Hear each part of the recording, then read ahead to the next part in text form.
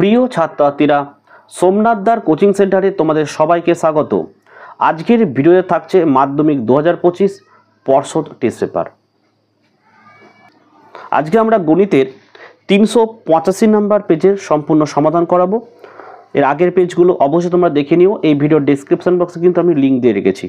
তো একের অঙ্ক, কোনো মূলধন 10 বছরের দ্বিগুণ হলে বার্ষিক সরল সুদের হার কত হবে? দেখো ছোট্ট একটি অঙ্ক, দেখো একের অঙ্কটা।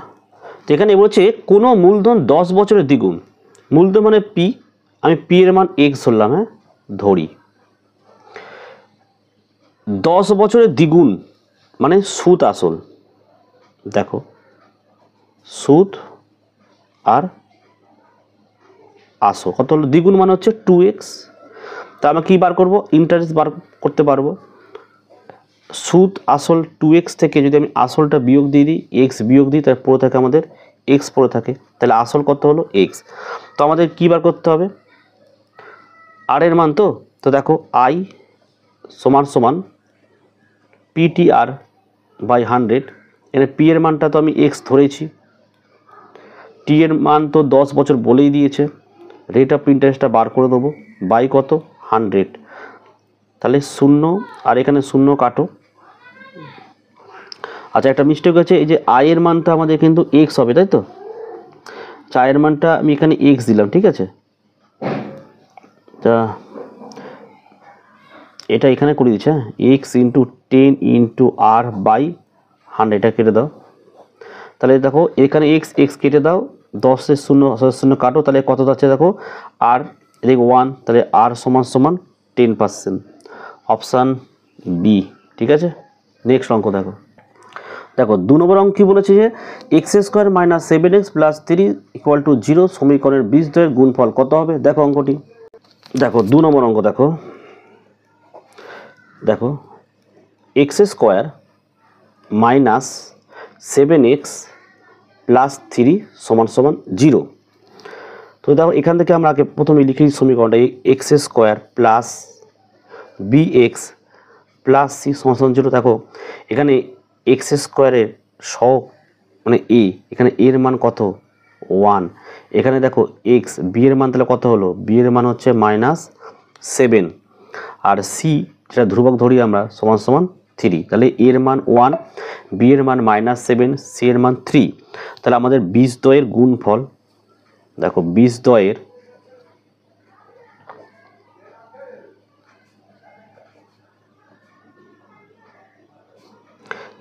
গুণফল সূত্র কি? C by A.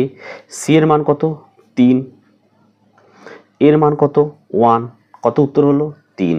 অপশান কি আছে? অপশান সি হয়েছে। নেক্সট অঙ্ক দেখো, 3 নম্বর অঙ্কটা কী বলেছে দেখো, যে ও কেন্দ্রীয় বৃত্তের এ বি ও সিডি জ্যা দুটি দৈর্ঘ্য সমান। ভালো কথা। অ্যাঙ্গেল এ ও বি এটা যদি 60 ডিগ্রি হয়, তাহলে অ্যাঙ্গেল সিওডির মান কত হবে? দেখো ছোট্ট একটি অঙ্ক। দেখো তাহলে 3 নম্বর অঙ্ক দেখে নাও। তো 3 নম্বর, ও কেন্দ্রীয় বৃত্তে এ বি ও সিডি জ্যা দুটির দৈর্ঘ্য সমান। দেখো একটা বৃত্ত আঁকি আমি, দেখো এটা হচ্ছে ও কেন্দ্রীয় বৃত্ত, ধরো এটা তার কেন্দ্র, দুটো জ্যা সমান এ বি, এটা হচ্ছে সিডি, নাম দিয়ে দাও এ বি আর সিডি। তাহলে angle A O B, angle A O B এটা হচ্ছে ও, আর এটা হচ্ছে অ্যাঙ্গেল সিওডি, যে সিওডি হইলো। এর মান কত? এ ও বির মান মানে এর মানটা দিয়েছে কত? 60 ডিগ্রি দিয়ে দিয়েছে, তাহলে এর মানটা আমাদেরকে বার করতে হবে, ঠিক আছে। তো দেখো এই যে ত্রিভুজটার, এটা কিন্তু সর্বসম ত্রিভুজ। কি করে আমি বলি, দেখো এখানে এ বি বাহু আর এখানে দেখো সিডি বাহু কিন্তু সমান। এখানে দেখো এই যে ও এ আর ও ডি এই দুটো বাহু সমান। এখানে দেখো ও বি আর এখানে দেখো এটা ও বি, তো এটাও কিন্তু সমান। তাহলে এখান থেকে আমরা কি পেতে পারি? যে ত্রিভুজ এ ও বি সর্বসম ত্রিভুজ সিওডি। তাহলে অ্যাঙ্গেল এ ও বি সমান সমান অ্যাঙ্গেল সিওডি হবে। তাহলে এই বাহুটা যদি 60 ডিগ্রি হয় তাহলে এর অনুরূপ বাহু 60 ডিগ্রি তো হবে, তাই কি সেম হবে। তাহলে আমরা কী লিখবো এখানটা, যে অ্যাঙ্গেল সিওডি সমান সমান 60 ডিগ্রি। একদম ইজি অঙ্ক, বোঝা গেছে। 4 নম্বর অঙ্ক দেখো, চলো 4 দাগের অঙ্ক। দুটি লম্ববৃত্তাকার শঙ্কুর আয়তনের অনুপাত 1:4 এবং তাদের ভূমিতলের ব্যাসার্ধের দৈর্ঘ্যের অনুপাত 4:5 হলে তাদের উচ্চতার অনুপাত কত হবে? দেখো অঙ্কটি, দেখো 4টা। তাহলে লম্ববৃত্তাকার শঙ্কুর আয়তনের অনুপাত 1:4, দুটি বলেছে। তাহলে আমি প্রথমে লিখবো 1/3। দেখো আয়তন লিখছি 1/3 পাই r1 স্কোয়ার দিয়ে, এখানে h1 দিয়ে দেবো, আর এখানেও 1/3 পাই r2 স্কোয়ার h2 স্কোয়ার। এদের অনুপাত 1:4 বলে রেখেছি, আমি 1/4 লিখে দিলাম। এটা বোঝা গেছে। দেখো 1/3 আর পাই 1/3 সেম, আমরা কেটে দিলাম। আমাদের বই দেখো বলেই দিয়েছে এখানে r1 এবং r2 এর মান দেখো বলেছে, দেখো তাদের ভূমিতলের ব্যাসার্ধের দৈর্ঘ্য অনুপাত 4:5, মানে কত 4:5 মানে 4/5। তাহলে আমরা এটাকে শর্টে লিখতে পারি r1/r2 মানে হচ্ছে 4/5 লিখে একেবারে তার স্কোয়ার দিয়ে দিলাম, ইন্টু h1/h2, যেহেতু এটার মান বার করতে হবে রেখে দিলাম, তাহলে 1/4 হলো।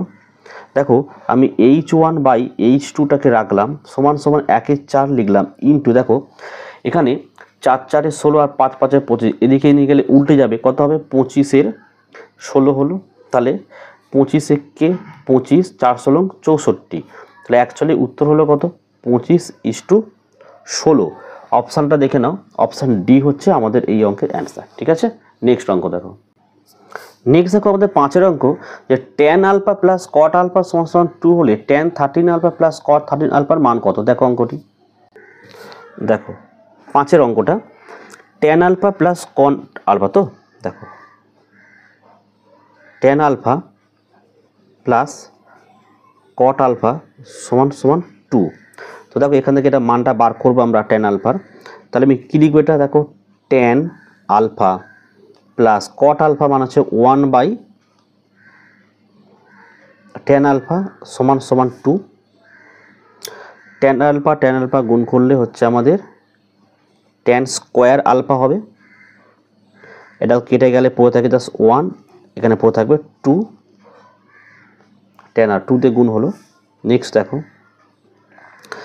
তাহলে কী দাঁড়াবে, দেখো tan স্কোয়ার আলফা, এটা দিকে নিয়ে চলে আসো -2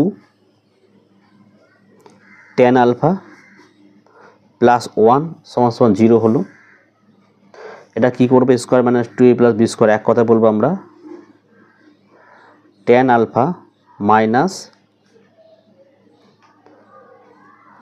1 তার স্কোয়ার সমান সমান 0। তাহলে এখানে কি দাঁড়াচ্ছে, দেখো tan আলফা -1 সমান সমান 0, কারণ এটা স্কোয়ার করলে 0ই হয়। কী দাঁড়ালো তাহলে tan আলফা -1 এদিকে আসলে 1ই হয়, তাই তো। আচ্ছা tan আলফার মান যদি 1 হয় তাহলে কট আলফা মান তো 1ই হবে, কারণ 1 উল্টে গেলে 1ই হয়। আমাদের কিসের মান বার করতে বলেছে, দেখো একটা মান বার করতে বলেছে, সুতরাং কিসের মান, যে tan 13 আলফা যোগ কট 13 আলফা।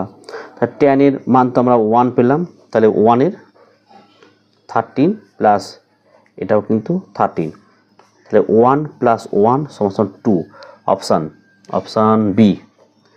ঠিক আছে, নেক্সট অঙ্ক দেখো 6 অঙ্কটা, x1 x2 x3 .. x10 রাশিগুলির গড় বলেছে কিন্তু 20। তাহলে x1 এখানে x1 + 4 x2 + 4 x3 + 4 x10 + 4 রাশিগুলির গড় হবে কত? খুব ভালো অঙ্ক, এই ধরনের অঙ্ক কিন্তু পরীক্ষা আসতে পারে। দেখো অঙ্কটি, তো আমাদের প্রথমেই দেখো বলেছিল যে এখানে যে x1 x2 x3 দিয়ে x10 রাশিগুলির গড় 20 বলছে। গড় আমরা কি করে বার করতে পারি, আমরা এইভাবে গড় বার করি, দেখো যে x1 + x2 x3 .. কী লিখবো আমি, x10 10 অবধি রয়েছে, বাই কত লিখবে, যেহেতু 10টা সংখ্যা এখানে বাই 10 লিখে দেবো। আচ্ছা এদের গড় কত, এদের গড় কত 20, তাহলে এইটার গড় কিন্তু 20 আমরা পেয়ে গেলাম। আমাদের এবারে কার গড় বার করতে বলেছে, দেখো এখানে বলে দিয়েছে x1 প্লাস 4, তো এইগুলো আমরা যোগ করে দিই। তাহলে x1 প্লাস 4 যোগ চিহ্ন দিয়ে x2 প্লাস 4 ডট ডট দিয়ে প্লাস দেবে এখানটা x10 প্লাস 4, তাহলে কত লিখবো, 10 লিখবো নাকি? হ্যাঁ ঠিক আছে। পরের স্টেপ দেখো, এক্স কোনোকে নিই, দেখো x1 plus x2 dot dot দিয়ে x10, এই 10টা একবার আমি এর সাথে নেব। আচ্ছা সরি একটু মিস্টেক হয়েছে, 10টা লিখে দিলাম। আচ্ছা এটা ব্যাকেট দিয়ে দিলাম। এবারে দেখো এখানে 4 কতগুলো আছে, 10টা রয়েছে, তাহলে 4 × 10 দেবো। ঠিক আছে, পরের স্টেপ দেখো, এইবারে দেখো এইটা করবো আমরা যে x1 x2 ডট ডট দিয়ে x10 বাই 10, এখানে 4 10 40 করে দাও, বাই কত 10। এবার লক্ষ্য করো এইটা দেখো x1 x2 plus x10 by 10 এর মান কত, আমি উপরে দেখো বার করে রেখেছি, দেখো 20, দেখো এটাই মান হচ্ছে এইটা, তাই না? তাহলে আমি এখানটা লিখলাম 20, আর এখানে 4 10 40, মানে এটা হলো প্লাস 4, 20 আর 4 যোগ করলে হচ্ছে আমাদের 24, এই 24 হলো আমাদের এই অঙ্কটির অ্যান্সার। ঠিক আছে, তাহলে অপশান সি। চলো 2-এর জায়গায় দেখো শূন্যস্থান পূরণ করো।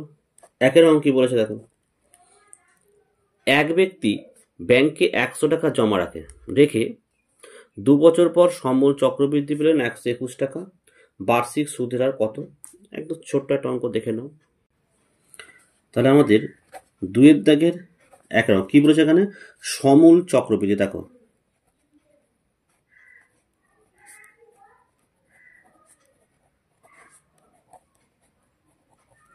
সমূল চক্রবৃদ্ধি সূত্র আমরা জানি পি লিখে আর 1 plus R by 100 to the power n। ঠিক আছে, আচ্ছা পি এর মান দেখো আমাদের এখানে 100 বলে দিয়েছে, 1 প্লাস আর বাই 100 এখানে 2 লিখে দাও, সমান সমান এখানে সমূল চক্রবৃদ্ধি বইতে বলে দিয়েছে 121। এখান থেকে আমরা আর এর মানটাকে বার করব, আমাদের কিন্তু অঙ্কটি হয়ে যাবে। ঠিক আছে, আচ্ছা নেক্সট দেখো 1 প্লাস আর বাই 100, এখানে লিখবো 2 হবে একটা 121, এই 100টা তলে চলে আসবে। ঠিক আছে, নেক্সট 1 প্লাস আর বাই 100 এখানে 2 দিয়ে দাও, 121 বর্গ 11 বাই 10 তার স্কোয়ার, এখানে স্কোয়ার স্কোয়ার সূচকের নিয়মে কেটে গেল, তাহলে সমান সমান হয়ে গেল। তাহলে আর বাই 100 সমান সমান এখানে 11 বাই 10 মাইনাস 1 হবে, তাহলে আর বাই 100 এটা 10 লসাগু করো, তাহলে এখানে বসবে 11 মাইনাস 10, তাহলে আর বাই 100 সমান সমান এটা হচ্ছে 1/10, 0 0 কেটে দাও, তাহলে আর কোনাকুনি গুণ করে 10 থেকে 10, তাহলে আর এর মান হচ্ছে 10%। এটাই হলো আমাদের অঙ্কের অ্যান্সার। ঠিক আছে, নেক্সট অঙ্ক দেখো 2 নম্বর অঙ্ক দেখো, cos 53 degree by sin 37 degree এর সরলতম মান নির্ণয় করো। দেখো cos 53 ডিগ্রি, নিচে হচ্ছে দেখো sin 37, উপরে cos 53টা আমি রেখেই দিলাম, নিচে সাইনটাকে আমি কি করবো দেখো, সাইন এখানে 90 ডিগ্রি করব আর মাইনাস 53 করব, বিয়োগ করলে 37 চলে এলো, তাহলে cos 53 ডিগ্রি আর এটা হচ্ছে তোমার cos 53 ডিগ্রি, দুটো সেম হয়ে গেল, তার উত্তর কত হলো 1। তাহলে এই অঙ্কের অ্যান্সার হচ্ছে 1। ওকে, 3 নম্বর অঙ্ক দেখো।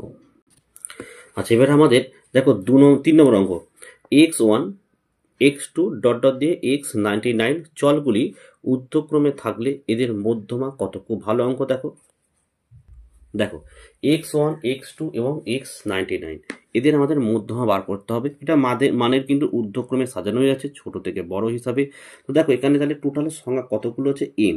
তাহলে আমরা এখানে পেলাম যে n এর মানটা আমরা কিন্তু 99 পেলাম, এবং 99 কিন্তু একটি অযুগ্ম সংখ্যা। তাহলে এদের মধ্যমা বার করার সূত্র হচ্ছে তোমার n+1/2 তম পদ, তাই তো? এখানে n এর মান 99, তাহলে +1/2 তম পদ। তাহলে কত লেখা? 99 + 1 100, 100/2 কত হয়? 50 তম পদ। এটা প্রথম পদ, তাহলে x2 হচ্ছে দ্বিতীয় পদ। তো এইভাবে তোমার x85 কিন্তু হচ্ছে আমাদের 50তম পদ। তাহলে এই x85 হচ্ছে আমাদের অ্যান্সার। ঠিক আছে, নেক্সট অঙ্ক দেখো। 4 নম্বর অঙ্ক বলছে ABCD হচ্ছে একটি বৃত্তস্থ সামান্তরিক, তাহলে অ্যাঙ্গেল এর মান কত? অঙ্কটা মুখে মুখে হয়ে যায়, তাও আমাদের ছবিটা দেখায়। ABCD একটি বৃত্তস্থ আমি এখানে দেখাচ্ছি, ঠিক আছে? দেখো ABCD হচ্ছে একটা বৃত্তস্থ সামান্তরিক। এটা ধরো ABCD কি বলেছে? যে ABCD একটি বৃত্তস্থ সামান্তরিক, তাই অ্যাঙ্গেল এর মান কত? মানে এই মানটা আমাদের বার করতে বলছে। তোমার মাথায় রাখতে হবে যে বৃত্তস্থ সামান্তরিক একটি আয়তক্ষেত্র, অর্থাৎ ABCD একটি তাহলে আয়তক্ষেত্র। তাহলে আয়তক্ষেত্রের প্রত্যেকটা কোণের মান কত হয়? প্রত্যেকটা কোণের মান 90 ডিগ্রি হয়। তাহলে অ্যাঙ্গেল এর মান কত হলো? তাহলে অ্যাঙ্গেল এ এর মান হলো 90 ডিগ্রি। এটাই হচ্ছে এই অঙ্কের অ্যান্সার। ঠিক আছে, আচ্ছা নেক্সট দেখো 5টা দেখো, বলছে একমুখ কাটা একটি পেন্সিলের আকার চোঙ ও ড্যাশের সমন্বয়। তো ছবিটা একটু দেখো, দেখাই আমি। দেখো 5এর অঙ্ক দেখো, এটা ধরো পেন্সিল, তাই তো? ঠিক আছে, আচ্ছা পেন্সিল যখন কাটবে দেখো মুখটা ঠিক এরকম হবে, তাই না? তাহলে এই অংশটা কি? এটা চোঙ, যেটা আমাদের বলে দিয়েছে, আর এটা কি হবে? শঙ্কু। তাহলে আমাদের অঙ্কের উত্তর হলো কি? শঙ্কু। হয়েছে। 6 নম্বর অঙ্ক দেখো। 6 নম্বর অঙ্ক দেখো, a-2 x² + 3x + 5 = 0 সমীকরণতে এর মান ড্যাশের জন্য দ্বিঘাত সমীকরণ হবে না। তো অঙ্কটা একটু বুঝে নিতে হবে, দেখে নাও। তাহলে আমাদের 6 নম্বর অঙ্ক দেখো, এখানে লেখা হচ্ছে দেখো a-2 x² + 3x + 5 = 0। ঠিক আছে, বোঝো।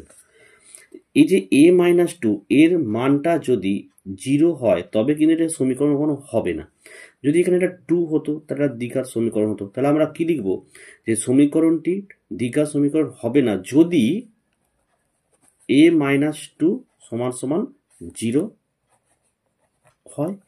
তাহলে কি লিখবো? দেখো a = 2, এই 2 হচ্ছে আমাদের অ্যান্সার। দেখো বলছে এর মান 2 এর জন্য দ্বিঘাত সমীকরণ হবে না। ওকে, 1 নম্বর অঙ্ক দেখো, সত্য মিথ্যা নির্দিষ্ট আসলের ওপর বার্ষিক সুদের হার সমান হলে 2 বছরের সরল সুদ ও চক্রবৃদ্ধি সুদ সমান হবে। এটা তোমরা মিথ্যা লিখবে, অর্থাৎ ফলস করবে। আমি ফলস লিখলাম। কারণ হচ্ছে দেখো 2 বছরের সরল সুদ ও চক্রবৃদ্ধি সুদ কোনো সমান হবে না। এটা 1 বছর যদি হতো সেক্ষেত্রে সুদ এবং চক্রবৃদ্ধি সুদ কিন্তু সমান হতো, তার জন্য ফলস হলো। 2 নম্বর অঙ্ক, x³ y, x² y² এবং xy³ এর ক্রমিক সমানুপাতি। এটা বলছে ক্রমিক সমানুপাতি। দেখা যাক অঙ্কটি। আচ্ছা দেখো, আচ্ছা আমাদের নেক্সট অঙ্ক ছিল ওটা 2-এরটা, এটা মিস্টেক ছিল, এটা 1 ছিল, এটা ঠিক আছে। আমাদের শূন্য সত্য মিথ্যা 2-এরটা হবে, 3-এর দাগের 2।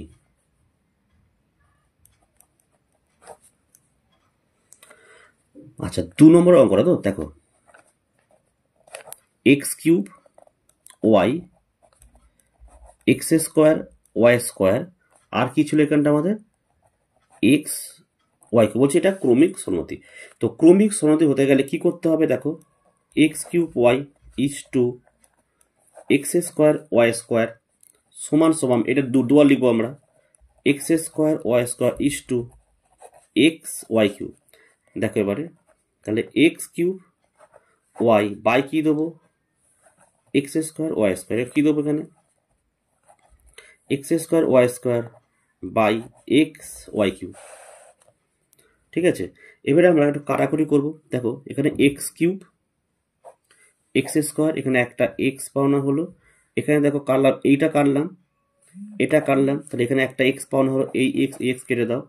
এখানে দেখো ওয়াই, এখানে ওয়াই স্কোয়ার, এখানে একটা ওয়াই পাওনা হলো, এটা কাটো, দেখো কত হচ্ছে 1, এদিকে 1, তাহলে এটা হচ্ছে আমাদের 70। ঠিক আছে, কারণ হচ্ছে দুদিকেই সমান এসছে, হয়েছে। নেক্সট অঙ্ক দেখো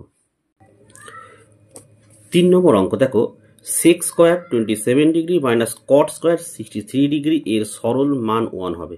দেখো অঙ্কটি, দেখো এই দুটোর মধ্যে একটাকে আমরা 90 ডিগ্রি করবো। দেখো সেক স্কোয়ার 27 ডিগ্রি, এটাকে আমি করে দিচ্ছি, দেখো cot square 90 degree minus 27 degree. ঠিক আছে, মাইনাস এটা কট স্কোয়ার, এটা হচ্ছে ট্যান হবে, মানে ট্যান স্কোয়ার 27 ডিগ্রি। যদি এটাকে আমি থিটা ধরি তাহলে এটা মান কত হয়, 1 হয়, তাহলে 1 অ্যান্সার, তো এটা সত্য, ট্রু হলো। ওকে, নেক্সট অঙ্ক দেখো 4টা কি বলেছে, একটি নিজের অর্ধগোলকের তল সংখ্যা 2টি, ঠিকই আছে, এটা ট্রু করে দেবে এটা। 5টা দেখো বলছে ওঝাই দুটির ছেদবিন্দু থেকে এক্স অক্ষের উপর লম্ব টানলে এক্স অক্ষ ও লম্বের ছেদবিন্দুর ভুজি হলো মধ্যমা। এটা একটা ছবি এঁকে আমরা দেখি যেটা মধ্যমা হয় কিনা। দেখো তাহলে আমাদের হচ্ছে 5 নম্বর অঙ্ক। দেখো ছবিটা আমি আঁকছি এখানে, ধরো এটা এক্স, এটা ও, এটা ওয়াই। দেখো এটাকে বলা হচ্ছে আমাদের ভুজ, এটাকে বলা হচ্ছে কোটি, এটা হচ্ছে কোটি, তাই তো। আচ্ছা একটা ওঝাই আমি অঙ্কন করে নিই, ধরো এটা পি বিন্দু, দেখো লম্ব, দেখো এই যে এটা হচ্ছে এক্স অক্ষ, তো এই বলছে এক্স অক্ষ ও লম্বে ছেদবিন্দু ভুজি হলো মধ্যমা। আমি ধরো এটা জেড দিয়ে দিলাম, তাহলে এখানে ও জেড, এটা একটা মধ্যমাই হলো, তাই তো, ও জেড হলো আমাদের মধ্যমা, এটা কিন্তু আমাদের ট্রু হলো। ওকে, আচ্ছা লাস্ট অঙ্ক দেখে নাও। তো লাস্ট অঙ্কটা বলছে দেখো 7 সেমি ও 3 সেমি ব্যাসার্ধ বিশিষ্ট দুটি বৃত্ত বহিঃস্পর্শ করলে তাদের কেন্দ্রদ্বয়ের মধ্যে দূরত্ব হচ্ছে 4 সেমি। দেখো চলো একটা বড় বৃত্ত আঁকলাম, একটা আমি ছোট বৃত্ত আঁকলাম, এর কেন্দ্রদ্বয়ের মধ্যে দূরত্ব, ধরো এটা হচ্ছে আমাদের এ, এটা বি, ছেদ করেছে তার বি, এটা 7 সেমি পড়েছে, এটা 3 সেমি, এদের মধ্যে দূরত্ব কত, তাহলে দেখো এখানে এ আর বি বার করবো, তো দেখো এ বি সমান সমান কি আছে এখানে, এপি যোগ পি আর বি, এপির মান 7, এটা 3, তাহলে কত হলো 10 সেমি হলো, তাই তো। আমাদের ওখানে কত বলেছিল 4 সেমি, এটা ভুল হয়েছে অঙ্কটা, তাহলে এটা হলো আমাদের ফলস। ওকে, তো এই ছিল আজকে ভিডিও ভালো লাগলে এটি লাইক করো এবং চ্যানেলে নতুন হলে চ্যানেলটাকে সাবস্ক্রাইব করো, পাশে থাকা বেল আইকন প্রেস করে অল নোটিফিকেশনটাকে অন করো, যাতে আমি যখনই কোনো ভিডিও আপলোড করি সবার প্রথম যেন তোমার কাছে পৌঁছে। তো আজকের ভিডিও আমি এখানে শেষ করছি, তোমরা প্রত্যেকে ভালো থেকো এবং সুস্থ থেকো।